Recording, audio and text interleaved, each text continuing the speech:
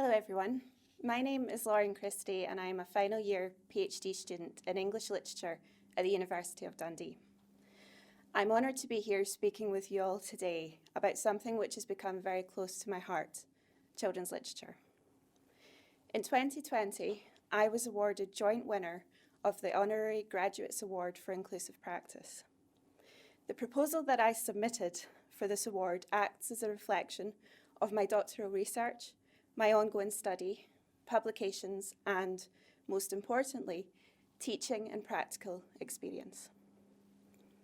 I'm a huge believer in pedagogical practices that enable us to help inspire a sense of confidence and passion within our students. In the past, I've worked on this subject with community groups, secondary schools across Fife, various teaching programmes here at the university, and a few years ago, I was given the valuable opportunity to design and deliver a 10-credit module for the School of Humanities.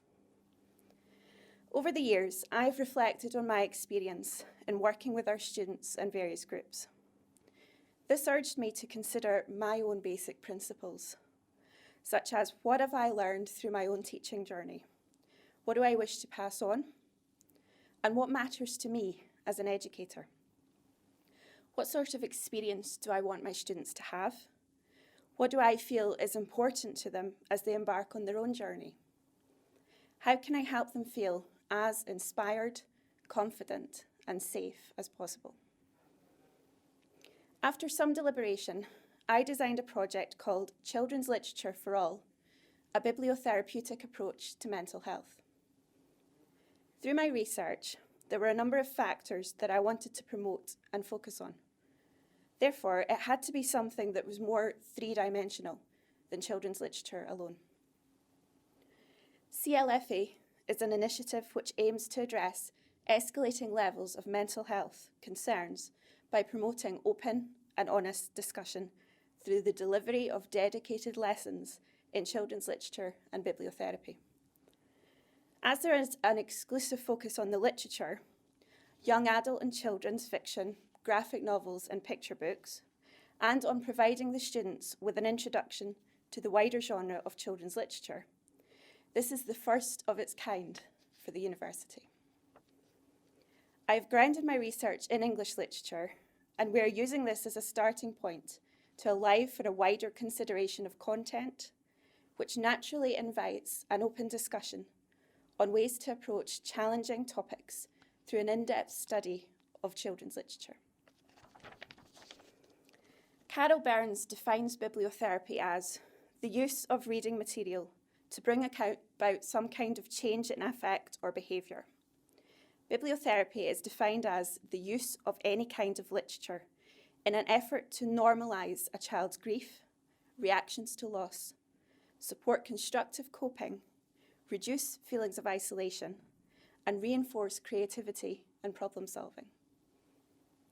Having learned more about this practice, it was a clear and natural development to incorporate both areas, resulting in a study of bibliotherapeutic children's fiction, picture books, graphic novels, and literature for different developmental stages in a child's life. Through focusing on this brand new subject, it is my goal to help inspire passion and to help promote positive and honest discussion about mental health and literature for a variety of age groups. Furthermore, I strive to instill a sense of achievability to individuals that have faced discrimination or challenges surrounding their academic grades, time spent out with education, mature students, visible or invisible disabilities, and also those in areas of deprivation. All of the aforementioned challenges can have a negative impact sometimes on an individual's mental well-being. It is my goal to address this through a format that all students have thus far been able to relate to and engage with. Naturally, another factor that I take into consideration when designing my courses in children's literature is impact and public engagement. Mental health is an ongoing issue within our society and is something that I'm becoming more and more aware of as I work with different groups of people. As such, I have since been able to strive to be as inclusive and supportive as possible through my daily teaching style and to incorporate a level of bibliotherapy into my course design. I would like you all to take a moment now to consider children's literature. What does it mean to you? What is your experience with the genre? Is there a certain beloved childhood text that springs to mind? A particular memory or sensory trigger? What about toys, teddy bears, or people from your past? This is what I adore about the subject. We are doing something more than studying children's literature in an academic setting. I am reminding everyone of the importance of retaining imagination, creativity, magic, and wonder.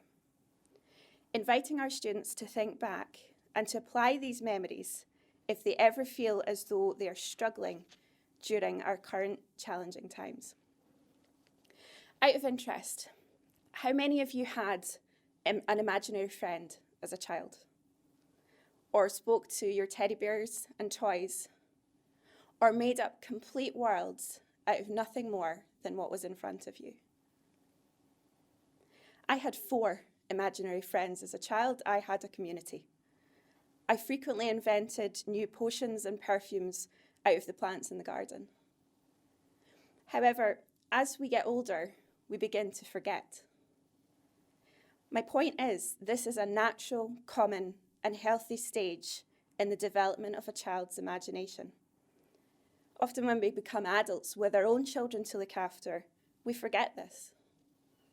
With all of the guidelines out there, we are in danger of overlooking the magic and fun that can be found in imagination. We can become tangled in facts and figures and lose sight of imagination and frivolity. At what point did that all stop? The obvious answer is we grew up, but at what point did we close the toy box, not knowing it would be for the last time? I believe it is really important to shout about imaginative worlds and the magic of literature. By truly believing as adults, we can help inspire our students, our children, our future generations. Many of my students often recall fond memories of children's literature. The subject allows for a natural and warm discussion about novels which were fundamental to personal, transitional stages of the reader. I believe in prioritising a healthy and positive student-teacher relationship and class dynamic within the first few weeks of the course. Through doing so, this has resulted in students confiding in me about not only their own invisible disabilities, but also, through my support, them expressing an interest in building the strength to help overcome some of these issues through public speaking or group interaction in class. I feel that through building trust and a healthy class dynamic, this is resulting in students finding me approachable, a confidant, and inspiring them to help overcome a variety of challenges they may face. Why is this important to me then? I feel that by taking the time to create a good relationship with my students, this can be a rewarding process on both an immediate basis, but also long term. By creating a relaxed, safe environment for my students, they generally feel more comfortable discussing difficult subjects that can be found in children's literature, including, but not limited to, sibling loss, depression, grief, and child abuse. Furthermore, the purpose of CLFA is to encourage a sense of self-belief in the students and to help them open their eyes to different genres within English literature. Our students need an outlet for all of the emotions and challenges they come across during transitional stages. Despite a sharp increase in mental health challenges among students, the university had not previously offered programmes which combine children's literature with bibliotherapy.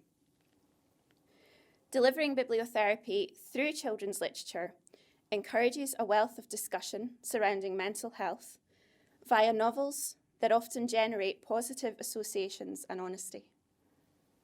This creates a powerful and unique approach to declining literacy rates, the academic study of children's literature, and mental health. So what impact does this have on the wider community and on our students? The inspiration behind CLFA comes from personal experience. Having always struggled with my own English grades at school and undergraduate level, this had quite a severe impact on my mental well-being. However, both my grades and my self-esteem started improving considerably after I discovered a genre that I was passionate about. I'm now in the final year of a PhD in English literature. I take great pleasure in helping to convey this passion for literature in order to help inspire future generations of English scholars through working with school pupils, university students, and members of the public. Furthermore, as these classes are inclusive of all ages and backgrounds, I've had the pleasure of working a great deal with adult community groups, the Lifelong Learning Initiative at Dundee University, and members of the public who sign up for my 10-credit modules. This mixed dynamic in students assists greatly with the rich quality of discussion and personal experience. As good general practice, I always draw attention to the variety of student services and academic support that is available to them as they begin or continue their academic journey. For every student, I strive to be as inclusive and adaptable as possible due to different experiences or challenges that they may face. This has included adapting my teaching to accommodate anxiety disorders, autism spectrum disorder, and offering pastoral care for students with low self-esteem due to an absence from education. As I always strive to teach in an inclusive and supportive manner, I did not set out to help any particular student, but rather the student body as a whole. As a sufferer of anxiety myself, it was more a priority for me to create a safe space for the students. This in turn has helped students with similar issues to myself to feel safe, heard, and included. My intentions are to develop children's literature for all and my Introduction to Children's Literature module in order to offer a full course in the subject at the university.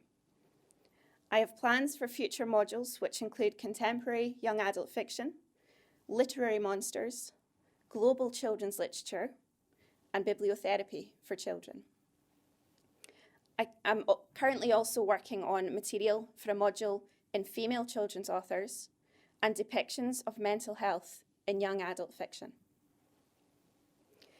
I would just like to end this presentation with a brief mention of a few testimonials from students who have recently been enrolled in the course. Number one, what has struck me so powerfully in both learning about the Jungle Book and Peter Pan on this course is my ignorance to the racism, classism, and gender oppression that goes on in them. I simply was not expecting the powerful impact of this literature and this course. Number two, this class had everyone comfortable enough with regular teamwork in groups and engage in discussions with one another and feel comfortable.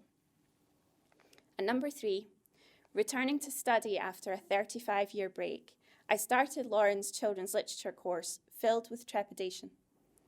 Lauren was supportive and took extra time to explain and reassure me.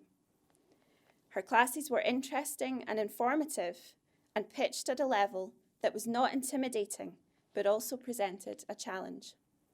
For me, it was the perfect course to start university with. I would like to take this moment again to thank the committee for honouring me with this award, to thank the relentless guidance and support from the School of Humanities and my supervisors, and to thank you all for listening.